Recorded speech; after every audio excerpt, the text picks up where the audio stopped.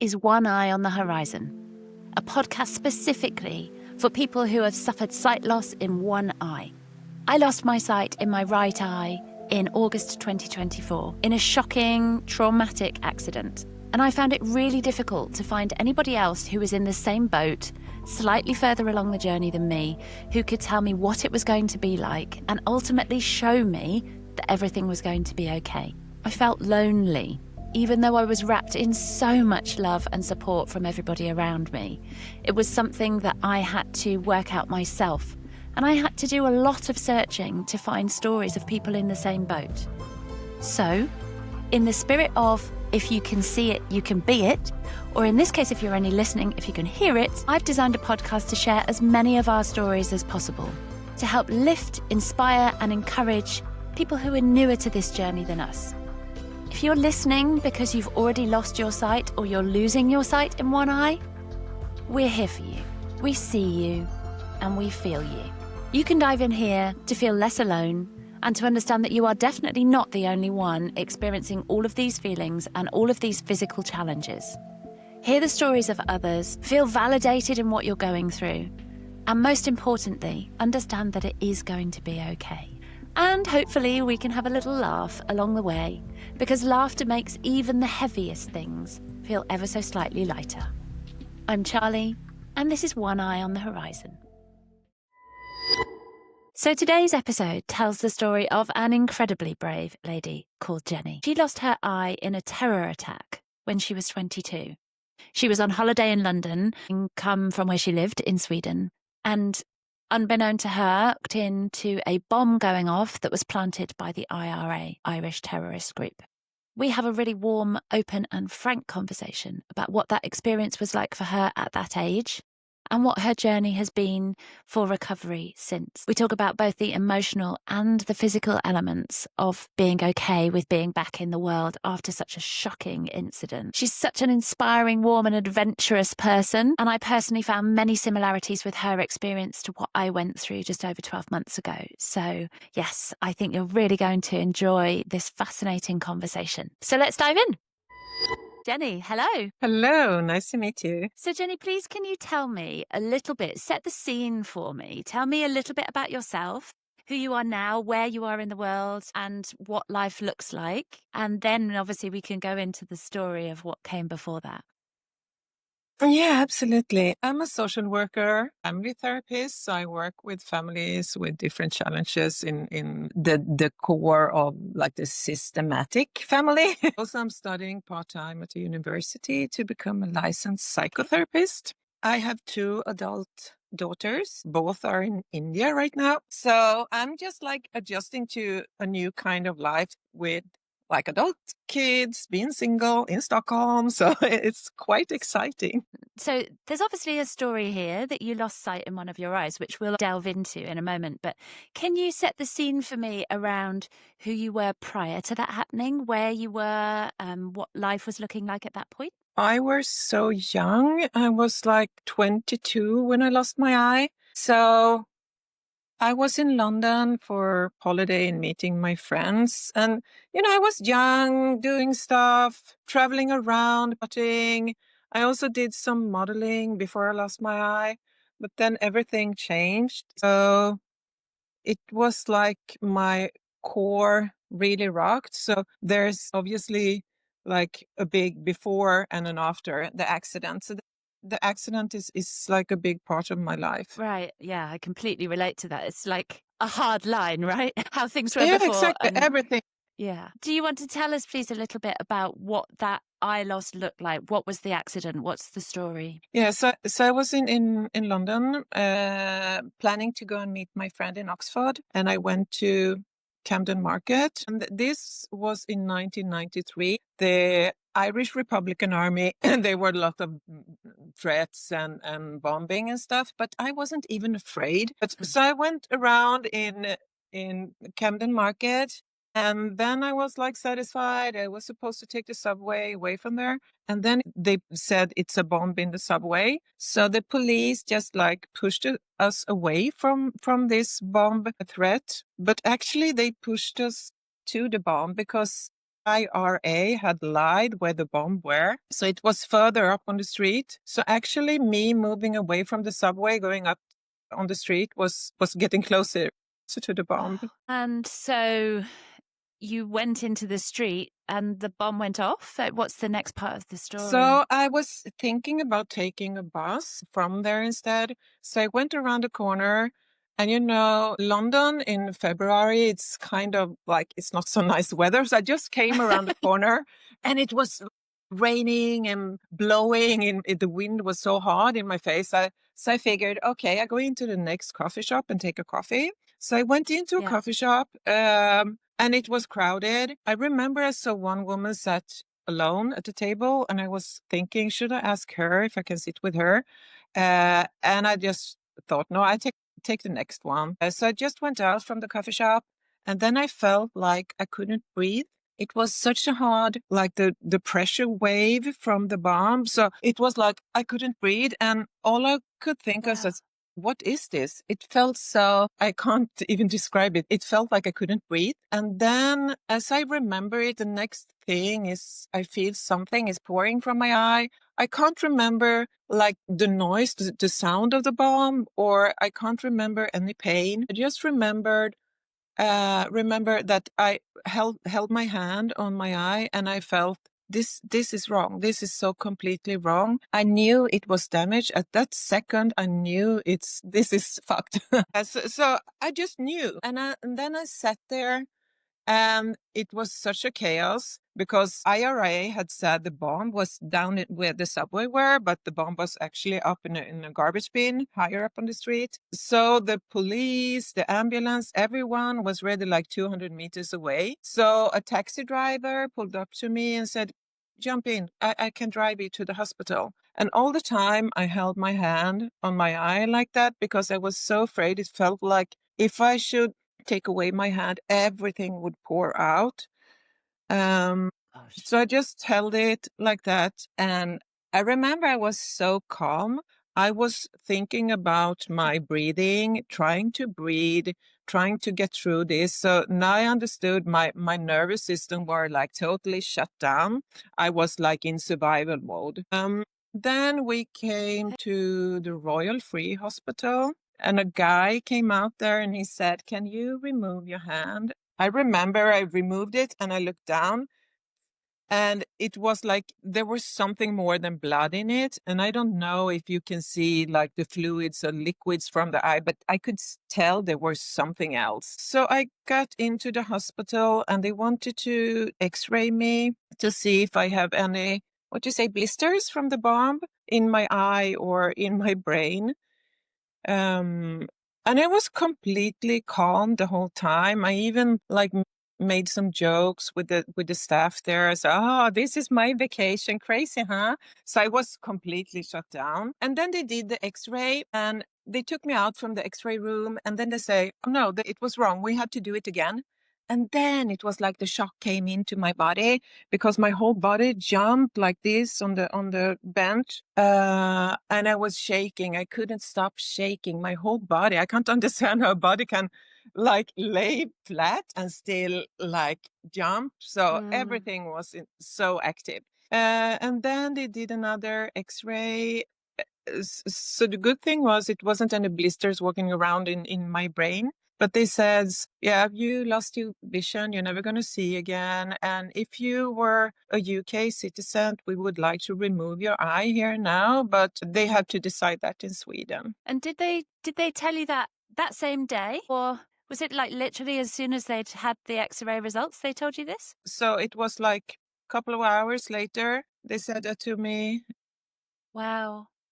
Yeah, and it was really chaotic. And also this was a big thing from Sweden. So this was a Swedish journalist trying to squeeze in and trying to take pictures of me in all of this. And yeah, it was traumatic. But I found out like very soon that I lost my vision and they probably gonna take away my eye. And I was 22 at the time, so it was like everything changed. So I had this like super traumatic experience. I lost my vision and also I lost how I looked. And in that age, And as a woman, young woman, it's really important, right? So it was a lot to deal Yeah. with.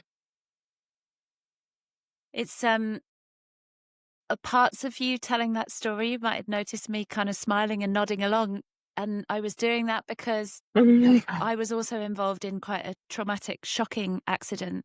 And I Yeah, can yeah, relate yeah. to a huge amount of what you were saying about how your body felt and the calmness initially. Actually, it's amazing to hear you say that, because I had exactly the same thing, and I was concentrating on breathing as well. When you said that, I was like, oh my god, Yeah, I was doing box breathing, and I had this really loud internal voice that was going, we can't panic now, we need to keep our nervous system calm, just breathe, exactly. we'll be okay. And it wasn't until maybe half an hour or so afterwards that my body was then like, oh no, we're not okay. Yeah. No, we're not. Gosh. Yeah. But it's incredible how the body works, and how my mind told me to, you need to breathe. You're gonna make it Mm, through this. So it's amazing, mm. actually.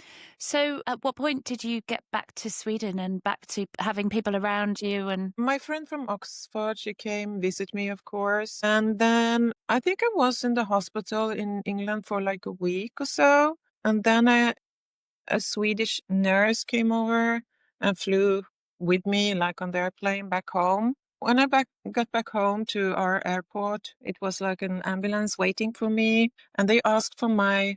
We have something called personal number, like social security number, and they asked me for my number, and I had completely forgotten. I had forgotten when I was born, and the dates and everything, because it was like that part of my brain didn't work. So it was rough. And what do you remember about that week in hospital in the UK? Do you have vivid memories or? I do. I remember I was so afraid in going like totally blind, because they told me that if you get like an inflammation in your vision nerve, you can lose your vision in the other eye. So I was so afraid about that, like a fear almost. So I had a lot of anxiety. But also I think I was in such shock. I just wanted to get home. But I also remember everyone was so kind towards me, and the staff there was like absolutely amazing. There's something with people from UK compared to people in Sweden. They're so sweet and say love and honey, and they're so cute. Sweden people are more, I don't know, maybe colder. So they were so kind to me. That's nice. I Yeah. had the experience the other way round. So I was in hospital in Germany for a week, Oh, wow. and I Yeah. experienced the Germanic nurses. So what do you think, that they are even harder than like in the mentality that Swedes? They weren't very warm, no. So that was No. it. I was kind of craving this lovely warmth of the English Yeah. way. Do you Yeah. want a cup of tea, love? Yeah. Like that. It Yeah. means a lot. Yeah. And what you just said, the smallest things mean so much when you're in that Yeah, situation, right? So you absolutely it does. remember a kind word, a slight bit of Yeah, warmth from the nurse made such a huge difference in how you it felt. did. Yeah. Absolutely. Yeah. Speaking of like the emotional connection you get from meetings with someone is like empathic and kind to you, it means a lot. It really does. Yeah. Okay. And then what about when you got back to Sweden? So I'm guessing you finally did find your ID number and get into Yeah, yeah, yeah, hospital? yeah, yeah, yeah. So I got back and I lived in a small town called Gävle back then. I live in Stockholm now. But this hospital was kind of small. So the ward I came into was like a combined ward. So it was eye, respiratory organs, and skin, like Oh, okay. combined together. People were coughing and like that close Oh, to me. And I was so afraid of getting this like infection in my eyes. So I yeah. couldn't really, relax. So I think I stayed there for, it's hard to remember, but maybe 5, 6 days. Then I got back home and my family met up and helped me a lot. And then I think I removed my eye in June. So my accident was in February and I removed my eye in June. So first my eye, it looked really good. Like it was swollen from the blood and everything, but then it's like shrinked and changed color. So it got gray. It looked really weird. And then it was like trying to adjust to the new life. For me, it was really hard. Left-handed, so my left eye is the dominant one. So my left vision nerve gave like the strongest impulses to the brain. So everything I was looking at turned black. And then I had to close my eye and then concentrate and start over. So I think it took about, I don't know, 6-7 months before this eye could actually work as hard as I needed to, because I could also feel like nausea if I got outside. And, since we don't see three-dimensional anymore, it was like I got almost car sick. Yeah. So it was a time of adjustment. What you've just said about being left or right-handed is fascinating to me. So I'm very right-handed and I lost my right eye. Oh, yeah. And I didn't know Oh, or you realize didn't? that Oh, obviously that I would be dominant because I'm so right-handed, but that makes perfect sense. yeah. Yes. Thank you. Yeah. So actually it's much, if you should lose your left eye, it's easier for you. Yeah. Ah, Yeah. well, damn, Yeah. I didn't get the easy route. Exactly. But yeah, so I can also relate to this, taking such a lot more concentration from your remaining good eye to be able to process everything. And I found that initially that made me really tired. So I would go out for a couple of hours and because you're having to concentrate so much harder, you'd just be wiped, Yeah, right? exactly. And also it could be like this eye was, if you look straight into the sun, the eye starts to tear and pouring. It was the same for me. If I just got outside and looked too long and stuff, this started to pour because it was like over restrained. Yeah. Yeah, interesting. Yeah. So in those first few months before you had your eye removed, what do you remember most about that period? Because there's two things, isn't there? Especially if it's been a big shock that you've lost your eye. There's dealing with the emotional side and then the physical side of relearning everything. So can you maybe speak to both of those two things in that early period? This is such a long time ago. So what I do remember, I was really, really sad, but I didn't understand like the full impact of it. I thought if I get a prosthetic, it's going to look like before. So I was kind of naive with that. So that's like another trauma for me when I got my my prosthetic eye and I look like a doll. It's just like a doll's eye is so fixed and so plastic, and it wasn't good at all. So that was really hard for me, and I felt so sad afterwards, and it took a long time before I got a good prosthetic and a lot of like plastic surgeries and stuff. I was going to say, because it looks fantastic now, but it didn't look like that when you first had it. My eye was like tore apart, like horizontal and vertical. The eyelid was like broken here and with like concrete and stuff from the bomb. So they had to remove that. And I think I've done like 20 plastic surgeries for this. Yeah, but it's a Gosh. long time since the accident. So the mental thing, for me, it was really hard because I got PTSD for sure. So it was hard for me to be outside among people in like crowds. So my brain started to go, okay, if there's a bomb threat, where I'm going to go? And I was, okay, I'm going to go around the corner. But then my brain went, but you can go straight into the bomb. So where can you go? So I almost got like panic attacks around people. So I went into therapy and slowly I came back to life. It took, I don't know, maybe a year or so, but still I can react to like, the bomb sounds or in the new year. So 2 years ago, I went to holiday with my girlfriends and we sat in this coffee shop and there it was a kid on my left side. So I couldn't see him and he had a balloon and he popped a balloon and I was like thrown up. And then I started to cry. And I was so shocked because I didn't thought I was still this emotional around it. So it's in my nervous system now. So I just have to accept it. It is. Isn't it incredible how our body holds things Exactly. that we And I don't was so even shocked because realize? I don't feel like I'm traumatized anymore. I feel like I'm been working through this and I can talk about it and I can handle it. But this like sudden noise, it triggered me so much. It's also quite fascinating how, when you described the actual bomb, you said that you didn't remember hearing the noise, right? Exactly. But you must have heard the noise, or your brain must have understood that noise, because the noise now triggers that memory. Exactly. It's in my system. Interesting, And isn't it? also, I went back to London like maybe 3 years after my accident because I wanted to see the place and everything. But on the subway, I got such a strong like anxiety attack. So I didn't want to go there. I just went back to the hotel. But I was back now maybe 8 years ago, and then I was totally fine seeing the place and seeing where the subway is and where the bomb were and everything. For me, it was almost like a closure, and it was good to see the place again. And it's amazing how I remember it. It was the same. So it Right. made a strong impact. Yeah, I've been working through some therapy, and just recently that's allowed me to be able to look back at photographs and piece bits together. So I understand what you mean about closure, because I found that there's some things that I just couldn't really remember, and it started to really bug me.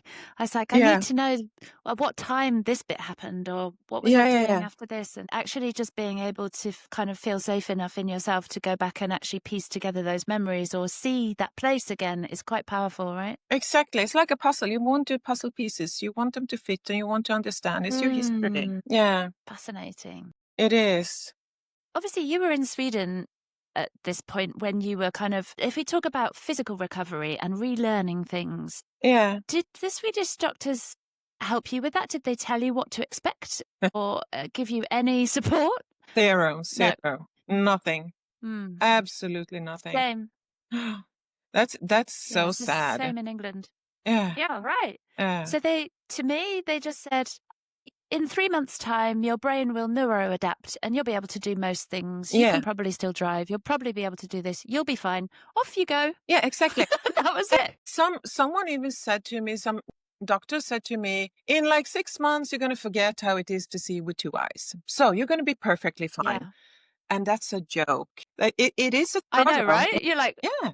great. Yeah, thank you. And I remember I felt so alone. And I was trying, this is also before social media and stuff. So I was trying to find something to read. You know, it was so hard. So I found a small book. A woman wrote a book, Losing an Eye to Win a Life. She had cancer and had to remove her eye. So I remember I read Okay. that book over and over again because it was not the same, but still I wasn't alone. So that felt very good. But Mm. that was the only support I had. Mm. But then I got mentor to a younger kid who lost her eye. So that was also very good for me. So we met up, hang out, and, did stuff and talked about being one-eyed and, so that was good. Yeah, and sometimes it's just nice to understand that there's other people in the same boat, right? That Yeah, no, I can talk to lots of people around me, surrounded by support, but nobody actually knows what it's like to have one eye. no, Nobody understands why I keep walking into a cupboard door. exactly. Exactly. And that's so annoying. So people can be angry with you if you bump into them when you're outdoor and they think you're just like so obnoxious or something. And I just want to tell, oh, I can only see in one eye. I know. And what I've also found is if we have brilliant prosthetics like you do, nobody would know on the No. outside. But Yeah, that's also slightly problematic, right? it Because is. then if you do silly things or bump into people, they don't see. It's not like if you're in a wheelchair, for example, it's quite obvious to other people, but we don't have that. Yeah. Yeah. And also I was hiking this summer. I've been hiking a lot. I had dogs before, but now I haven't been hiking like in the real woods for many years. So I was out doing that and I got so exhausted because I had to concentrate so hard. And Mm. for me, it's much harder. And I guess for everyone, I'd going downhill because you can't really tell. Uphill is easier. But then it was so good to have this one-eyed group. So I wrote there and I asked for their experiences and everyone shared it with me that it's hard. And also it can be harder when you get older and you use glasses and stuff. So it feels good to know that, you're not alone. Yeah. And actually, what I've discovered is there's lots of people with one eye. Is I'm it? just not quite sure why they're so difficult to find to start with. Because we have this good like prosthetics. Yeah, maybe. Yeah. Yeah. Yeah. Is there anything that you can't do or that you find particularly difficult? Yeah, I can't do like tennis, badminton, or stuff like that. I get tired when reading from books. So that I recently discovered because I haven't been able to concentrate like reading books in the last, I don't know, 5 years or so. So I think that's like a combination with me getting my vision getting, what you say, worse or bad since I get. It deteriorates as you Yeah, get older, exactly. right? So I think it's a combination of that and being one-eyed. That is hard for me. But otherwise, I think I do everything. I work out and horse riding. I do stuff, travel. And if we think about the person that would be listening to this podcast is somebody who's just recently lost an eye and needs to understand what it's like. I know it was some time ago, but can you remember anything that specifically helped you initially to adjust? Did you have any physical tools or things that you used, or did you do anything specific that was kind of useful that you discovered? No, not really. I think it's just like you have to give it time. You have to give the brain time and the remaining eye time to adjust. So you need a lot of patience and trying to understand that how you feel right after you lost your eye. It's not how it's going to be in a year or 2 years or 3 years. It's it gets better. So if someone had told me that, it would have been comforting. The brain is amazing. It adjusts. So still, we're never going to see 3-dimensional, but you're going to be fine. You just need time and be kind to yourself. Yeah, which is hard. What I found hard is because especially if this happens quickly rather than a illness over a long period of time, you've got a really clear benchmark in your mind of what you used to be able to do and see. And so a good example for me is yoga. I used to love doing yoga. I still do, but I find it really hard to balance now. I find it hard to balance on one leg, and it makes me really angry. My yoga teachers and all the people around me are like, you need to be kind to yourself. Look, you're doing amazingly. And I'm like, yeah, I know. But 12 months ago, I could really easily balance on one leg. And now I can't. And it's annoying. Exactly. But it's going to come back to you. Yeah. And it already is. So I'm so much better. So what I found is a lot of the things, I think it's just like muscle memory and like building new pathways in your mind to learn. So you mentioned you're not great at ball sports, tennis. I'm terrible at that too. But I feel like if I practiced enough and did it over and over again, I would teach myself to do it. And I don't care that much about tennis, so I'm not going to practice. But yoga, I do like doing. But the things that are worth it because I really want to be able to do, like driving or yoga or whatever I'm passionate about, they were all really hard to start with, but they've got easier with practice. Yeah, absolutely. And I remembered when I lost my eye, it was like, I don't know how many times I put the toothpaste on the side of the toothbrush instead of feeling. Now I do it automatically. I just feel, because that's like the small things you do wrong. And also if someone give you something, I always take it like a few inches above. Yeah. But I've learned now. So yeah. It's interesting. I just picked up on a word that you said, you feel for it. So I noticed myself doing this the other day. I was walking down the stairs. Yeah. And I don't know about you, but I find going from a light room to a dark room quite difficult. It takes my good eye a minute or two to adjust to the darkness. And so I was walking down the stairs and I couldn't really see them, but I noticed that my feet were automatically kind of feeling for where the edge of the step was. And I was like, oh, my body actually knows how to do this. It's just using its other senses. Exactly. And when you say that, it reminds me, I can hear if someone stands on this side. I can hear that the noise is different. Like, I can't tell how, but I can feel if there's someone standing on the side. So that's quite amazing. Yes. I've been having like this back issue, and I went to an osteopath, and she told me, you have two eyes to keep your balance and keep your head straight. And she took a picture of me like when I thought I was standing straight and my head was tilting like this. And she said this could be like the issue, like the core to your back problems. So that's like a tip for you. Try to be aware of how you keep your head, because I see it, you tilt it. So we don't have this anymore. So for us, it's like everything. Also, I see it when I take pictures in my camera, in my phone. I see it goes a bit tilts. I have to think about how I keep my head, otherwise I can get this back pain. But this is just more fascinating evidence of what the body does to readjust, right? Yeah, It's so clever. We yeah. don't even realize we're doing it, but the head's tilted this way No, because somehow that makes it easier for your eye to. yeah, exactly. You mentioned about hearing as well. When I got back from my accident, when I got back from Germany, I live in a really rural village in a sleepy part of England, and we were walking in country lanes, and I said to my son, "Oh, stop, there's a car coming. We need to move over." And we looked round, there wasn't a car for about 5 minutes. And then the car arrived, and my son was like, "How did Wow, you hear that?" Because my wow. hearing was turned up by an incredible amount. And all I can put that down to is my brain was going, right, okay, we can't see out of this eye now. We need to keep her safe. So let's turn the hearing up a little bit just so that we can hear what's around. And that's kind of what you've also described, that your Yeah, hearing kind of. sense on Yeah, that side. yeah.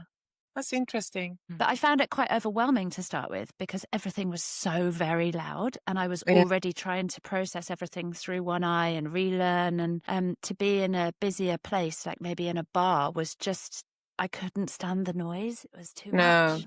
Yeah, I know. Yeah. Do you have any funny stories of things that you've done, silly things, or I don't know, things that have happened? It was funny when my daughters were younger. So when they brought home friends, my oldest, she could say to her new friends, "Do you know how many eyes my mom has?" That was kind of funny. So it was like, they would be like, "What? No, what? She got one and she can take out one." Like it was a show or something. Oh, yeah. And actually, this is a question that's just come to me. So I still have a tiny eyeball behind my prosthetic Okay, shell, but okay. you had your eye completely removed. So, and you just mentioned you can take it out. Yeah. So do you have a ball that stays in and then a shell that goes over the top, or does the whole thing come out? No, so I have like how do you say, a prosthetic bed in it. And that stays there? Yeah, a silicone ball at first, but then they put in my body fat instead. So it's like a shell, a prosthetic shell on it, but I can take it out. Yeah. Yeah. So that's the bit that you remove, just the shell, and then the base stays inside. Okay. And is that something in Sweden that is provided under healthcare, or do you have to pay No, for I your don't have shell? to pay anything. Yeah. Do you have to pay for Yeah, it? good. Same. No? No, the That's NHS so, provides that that's here so too. good, because I know in Yeah. US you have to pay a lot of money for it. Yeah. Yeah. So that's good. But with all of these things, with hindsight and with the time for us to heal, we can look back and realize that perhaps this experience has given us something positive as well as taking away. Do you feel that way? And if so, what do you think it's given and taught you? Actually, it gave me a lot of money from the insurance. Oh, okay, nice. So I could buy myself an apartment. So that was good. And also I was able to travel a lot. I really like traveling. So I could do that a lot. And it was like some aid on what I've been through. So I think I took a year or two off from studies and work and tried to just recover and trying to be kind to myself, traveling, do things I like, taking care of myself. So that was really good. And also when you go through a traumatic experience, you come, of course, into a crisis, and from a crisis you grow. So I think we all come out from crisis a bit smarter, a bit more empathic, and a bit more humble. Yeah, for sure. Also that you know that life can change so quickly. I think I get more like, how do you say, grateful, get more grateful for what I have. Yeah, and I resonate with that. For me, it's like, okay, if all plans can be changed, if everything I knew about my life can be changed like that in a second, then maybe I don't need to grip onto those plans and the future so much. Maybe I can just be more rooted in the present and enjoy life because it's potentially short or potentially going to change. And also, I Exactly. found this beautiful clarity around what I didn't want in my life anymore. If everything can change like this, why on earth would I put up with stuff that I don't want? Exactly. And I remember I really found out who was my like closest friends and friends that weren't really there for me. So I could see friends after this. Like, I remember a friend that I thought I was close to. And I saw her in the street, and I saw that she avoided me because it was so hard for her. She didn't know what to say. And for me, it was like easy. I don't want friends like that in my life. Yeah. So I withdrawn from her. Yeah, I've had the same experience. And it's interesting what you just said, that she didn't know what to say, because I think it's easy for us to take it personally and think they don't care. But in my experience, there's a couple of different groups of people. There's people who've been through something traumatic and they know exactly what to say and how to be there for you. Yeah. And there's people that haven't, and they are quite willing to admit, look, I don't know what to say, but I want to be here. And then there's people who don't know what to say, and it's not because they don't care, but they just literally have to hide away from you, which is not helpful at all, right? It's like the worst thing that you could possibly have, because I don't know about you, but I didn't need anyone to fix it. What I found most valuable is people that were just willing to sit by my side and listen and be comfortable with me crying or whatever needed to be there. That's all I actually needed. Exactly. Just like a hug and someone to be close to you meant everything. And also I had friends that did really practical things, and they were amazing too. Like someone was like, it wasn't really an option. She's like, I'm coming to take your son. I'm taking him for the day and we're going to go out. And I was like, oh, thank you. Because I think also when you're in that really shocking, traumatic period at the start, if someone asks you, what can I do to help? You do not know the answer to that. No, you right? can't. So the one last thing I'd love to ask you is, if we imagine that somebody's listening that has just lost their eye, what advice would you give to them, knowing what you know now? I think it's that what I said earlier about being patient and being kind to yourself, and let it take time. Your brain will work it out. Your remaining eye will work it out. You're going to be fine, but you have to give it time. It's easy to rush into, you want everything to be perfectly normal. And of course you want that. That's also, you need to be empathic to yourself. Like every thought you have, and if you want to rush into it, you have to think like, don't punish yourself for it because you can't be patient. Be kind to yourself. Of course you want everything to go back to normal. That's what we want. But also it's good to give yourself time. Be patient. It's going to come back to you. Lovely. Thank you. Thank you. Oh, Jennie, it's been fascinating learning your story and hearing how amazing and adventurous you still are. That stuck with me. Like, you're like, oh yeah, it meant that I could do lots more traveling. And there are some people that if you'd lost your eye doing the traveling, maybe you would just stop traveling. But not you. No, So I love traveling. gorgeous. I love meeting people, see different cultures, and so that's great. Well, thank you very much for sharing your story with us. Thank you. It was so nice talking to you. Oh, wow. Jennie, Jennie, Jennie. What a conversation this was. I found it so validating to hear that there were so many similarities with what I'd experienced and what Jennie had. And I found it quite fascinating to hear that her body has done many things automatically. Just goes to show us just how clever our body is at knowing what to do in that healing and readjustment journey. She reminded us that we must give ourselves time, be patient, and be gentle and kind to ourselves, which seems boring at the time if you're anything like me, but is so very true and very important. And she's also a shining light, showing us that you can still be adventurous, you can still travel, and you can still do pretty much everything that you did before in time. So I hope you've enjoyed today's episode. Please reach out. I'd love to hear what you think. Please follow the show. And most importantly, please share this with anybody that you feel would benefit from hearing these stories. This is One Eye on the Horizon. I'm Charlie, and I look forward to talking to you again soon.